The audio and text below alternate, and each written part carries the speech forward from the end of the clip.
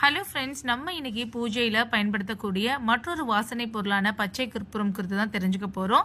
இந்த பச்சை கற்பூரத்தோட விலையை ஃபஸ்ட்டு சொல்லிடுறேன். 10 கிராம் 60 ரூபாங்க. இந்த மாதிரி பாக்ஸ்லையும் கிடைக்குது, மற்ற வகையான பாக்ஸ்லையும் கிடைக்கும்.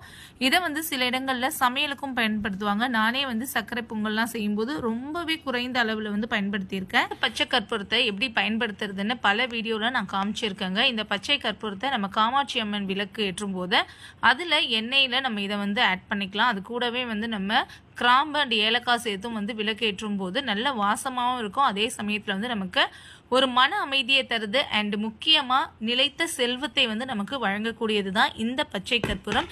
உங்கள் வீட்டில் நீங்கள் பணம் வைக்கக்கூடிய பணப்பெட்டியில் இந்த பச்சை கற்பூரத்தை நுணுக்கி சேர்த்துக்கலாம். உங்களோட மணி பர்ஸ்லையும் நீங்கள் ஒரு துண்டு பச்சை கற்பூரத்தை போட்டு வச்சுக்கலாம்.